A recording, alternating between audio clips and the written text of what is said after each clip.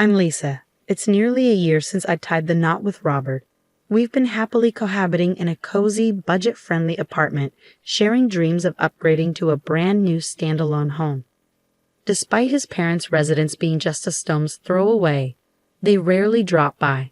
Robert once mentioned, "Mom prefers not to interfere in our marriage.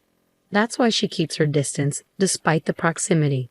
Hearing this only deepened my admiration for my mother-in-law. For many women, the specter of a meddling mother-in-law looms large after marriage. Yet it seems I lucked out in that department. If meddling were to occur, I'd certainly put up a firm resistance. My folks always taught me, if someone picks on you, give it back twice as hard. Then they'll think twice about crossing you again. But it appears unlikely I'll need to engage in such battles with my mother-in-law. Thus, I could enjoy a stress-free atmosphere when it came to family dynamics. After years of dedicated work, our careers flourished, prompting earnest discussions about homeownership. It was during this time that my parents, privy to our aspirations, presented us with a compelling proposition. Should you decide to embark on the journey of building your own home, we'd be delighted to offer you a portion of our land. They graciously extended the offer. While my parents weren't affluent, a stroke of fortune from my grandfather's past had endowed them with valuable land to pass down. When they consulted my grandfather about the idea, he simply remarked, "I've entrusted it to you, so do as you see fit." Excitedly relaying this to Robert, he wholeheartedly embraced their generosity. Let's seize this opportunity with gratitude. I can never adequately express my thanks to your parents and your grandfather as well. It's his legacy, after all, he remarked, acknowledging the significance of the offer. Thus commenced our exploration into the type of dwelling that would suit us best. Weekends were spent perusing showrooms, marveling at our boss's opulent abode, and consulting with real estate agents regarding upcoming developments. Indeed, the anticipation of planning often outshines the reality of implementation, doesn't it? However, our idyllic reverie was abruptly interrupted by a phone call from my mother-in-law. As Robert fielded the call, it became evident that she had somehow caught wind of our aspirations for a new home. With a tone that hinted at unexpected expectations, she proposed, "If you're considering building a house, why not make it a duplex so we can reside together?"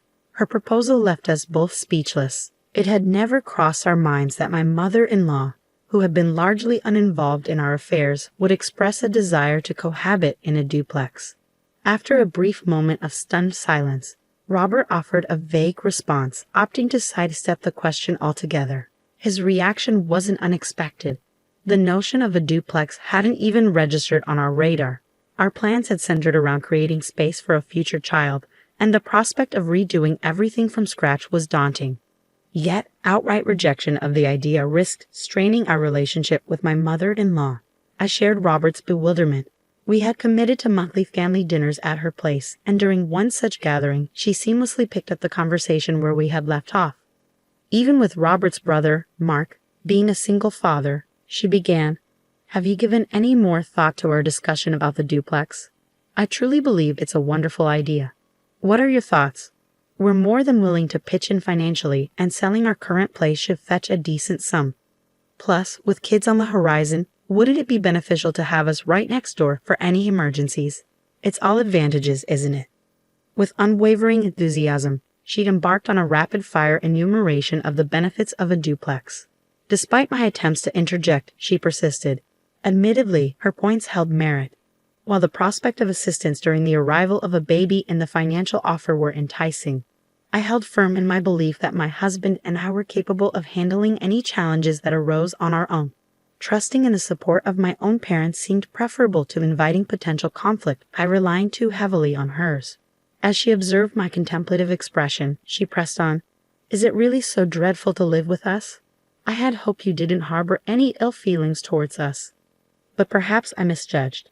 Her tone seemed to hint at disappointment, prompting me to feign obliviousness as I hastily departed her home. Despite my evasion, she persisted in bombarding my husband daily with the same plea, leaving me feeling increasingly stressed by the relentless pressure. "What's your take on this, Robert?" I asked, grappling with conflicting emotions. The idea of living together isn't entirely unfavorable. Having our parents close by could provide a sense of security. However, I'm hesitant to sacrifice our privacy and independence. After considerable deliberation, we reached a decision to politely decline my mother-in-law's proposition. Preserving our alone time took precedence in our minds. We resolved to convey our decision with clarity, hopeful that my mother-in-law would comprehend our perspective. As we made our way to my mother-in-law's house for our monthly family dinner, we braced ourselves to share our decision with her. However, before we could articulate our thoughts, she interjected, "Oh, regarding the duplex, we've already started making arrangements." Stunned, we exchanged puzzled glances. "What?" I managed to utter, only to be interrupted once more. "And to top it off, Mark will be moving in too. You know, being a single dad is tough. Let's lend him a hand with the child. Besides, gaining some experience with children will be beneficial when you start your own family. Don't you agree? You should definitely consider it." Her unexpected announcement left us dumbfounded, and we found ourselves so taken aback that we completely lost track of our original purpose for visiting. In the face of our silence, my mother-in-law interpreted it as agreement and proceeded with the construction of the duplex, consulting my father-in-law and brother-in-law along the way.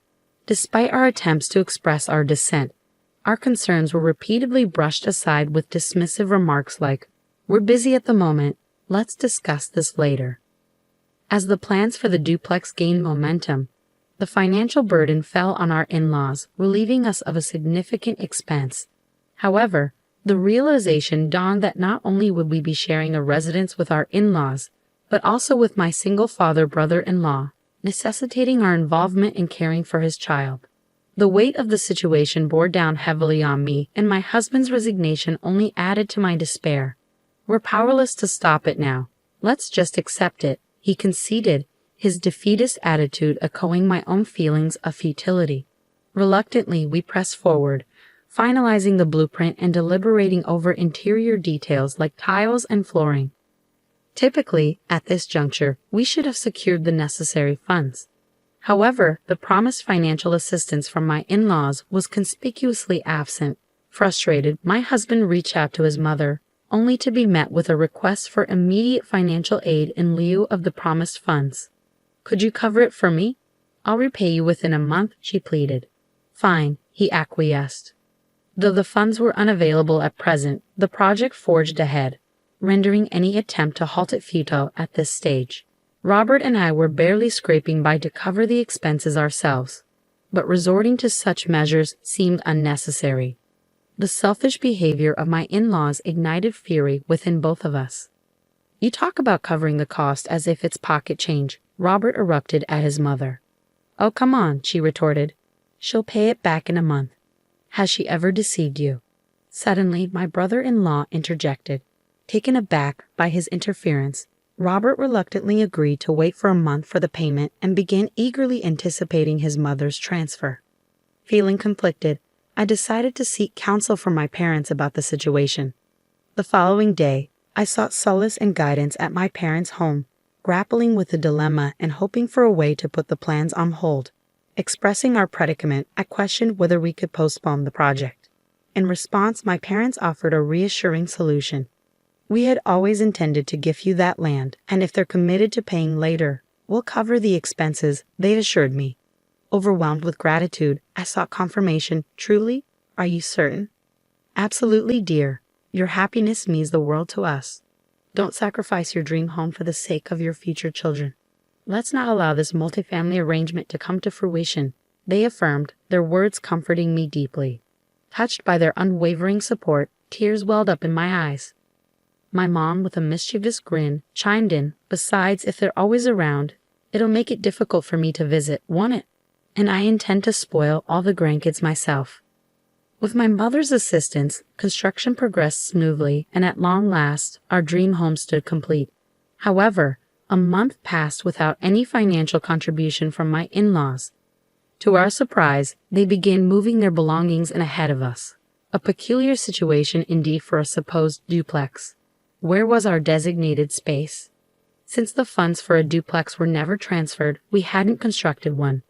Consequently, there was no room reserved for them yet they began occupying the area we had earmarked for our future children. To compound matters, my mother-in-law proceeded to host a housewarming event, inviting her friends under the pretense of showcasing our dream duplex. It's a cozy space, albeit compact, but the garden is delightful. We're even planning to cultivate a vegetable patch. When the harvest comes in, I'll share some with you, she boasted, as though they had contributed financially to the project. Oblivious to the truth, her friends admired the house before departing. After their move-in and a period of settling, 2 months elapsed with no payment from my in-laws. Despite Robert's confrontations, their response remained the same. Soon, very soon. This pattern persisted for 3 months, then half a year, without any change. To exacerbate matters, my mother-in-law abruptly declared, "We've decided against selling our house. Instead, Mark and his children will reside there," making it clear she had no intention of honoring their financial commitment. Yet, I wasn't taken aback. My husband and I had previously speculated that she had no intention of paying us. Then came her audacious request. "I've noticed the house feels a bit crowded with you two living here. Would you mind vacating? I occasionally have friends who want to stay over, and I'd like the flexibility to use the space as I please. Doesn't that sound reasonable?" In response, Robert's tone grew firm as he asserted, "That wasn't the agreement. Why should we have to leave our own home? Both of you are employed and rarely at home. Besides, since you don't have children, it shouldn't pose an issue. Moreover, Lisa's family is affluent, right? Surely you can afford to build a new house." I was left speechless by my mother-in-law's brazen remarks, and my husband shared my disbelief. "You haven't fulfilled any of your financial commitments as promised." "Did you ever intend to?" he challenged. What choice did I have? I wanted to provide a home for my son, a single father, and his precious children, she retorted, growing increasingly agitated. Realizing the futility of the situation, we retreated to our bedroom that night to discuss our options. If this continues, my mother and her family will undoubtedly attempt to evict us and take over the house. I voiced my fears. "Sadly, I think you're right," my husband concurred, his frustration evident. The following days brought a barrage of verbal attacks from my mother-in-law, accompanied by relentless harassment. "If you want to avoid being bullied as a daughter-in-law, you'd better leave promptly. This is what they call mother-in-law versus daughter-in-law drama," she taunted. Confronted with the reality of our predicament, I regretted underestimating the situation. However, determined not to be a passive victim, I resolved to take action. A month later, after strategizing with my husband, parents, and grandfather, we devised a plan. We made the decision to vacate the house in order to execute our plan. With resolve, my husband informed my mother-in-law, "We're moving out. You'll have the freedom to entertain your friends as you wish. It'll make you happier that way." Her face lit up with delight at the news. We opted to relocate to a newly constructed apartment that had caught our eye, returning to the realm of renting. "It's reminiscent of our early days as newlyweds," my husband remarked, reflecting on the peaceful life we once enjoyed in a similar setting. A week later, the phone rang, and I overheard my husband's conversation. "I understand. That's fantastic news. When can we expect it?" I was certain our plan had succeeded. Indeed, the day after we formulated our strategy with my parents and grandfather, we listed our house for sale. We swiftly found a buyer who requested we vacate the premises within 3 weeks. Seizing the opportunity while my mother-in-law was absent, we opened our doors to acquaintances, colleagues, and interested parties seeking to view the house. The call we received today was from a family who had decided to purchase it. We arranged for 2 spacious trucks and coordinated with movers to swiftly load our belongings and furniture onto them. Strategically, we chose a time when my in-laws had announced their weekend getaway to a New York theme park with their grandsons. As they likely reveled in the company of a certain mouse mascot, we seized the opportunity. With their overnight stay planned, we prepared meticulously in advance. The execution of our plan unfolded seamlessly, thanks to the efficiency of the professional movers. Packing was completed well ahead of schedule, leaving us poised and ready in front of the house upon my in-laws' return in the evening. Sensing the tension emanating from my in-laws as they entered the house, my mother-in-law's anxious voice pierced the air, demanding answers to the sudden change. Meanwhile, my father-in-law echoed her distress. Robert and I observed calmly from the outside, waiting for the opportune moment to reveal the truth. Everything's loaded onto these trucks. The destination's noted on a piece of paper stuck onto them.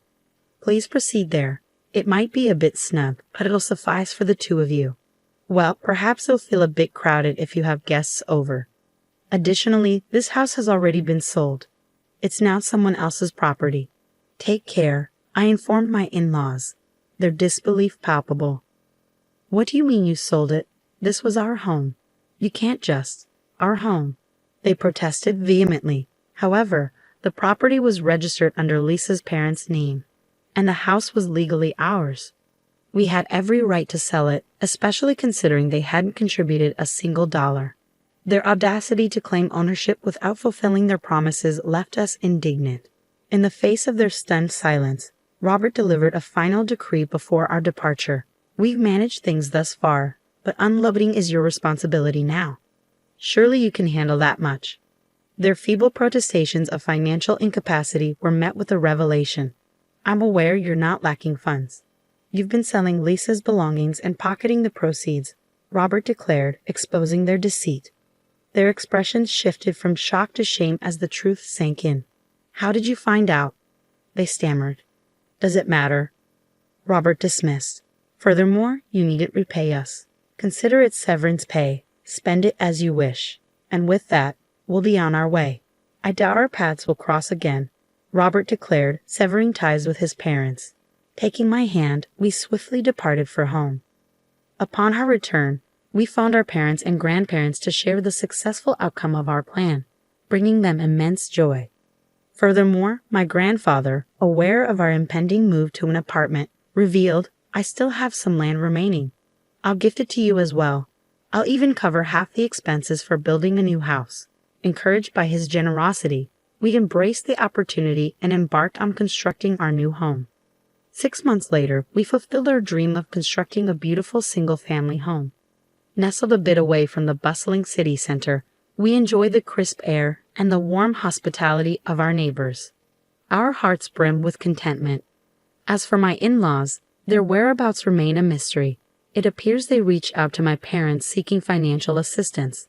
Additionally, they approached their son, who is set to remarry next year, hoping to live with him, only to be met with a firm refusal due to his future wife's plans.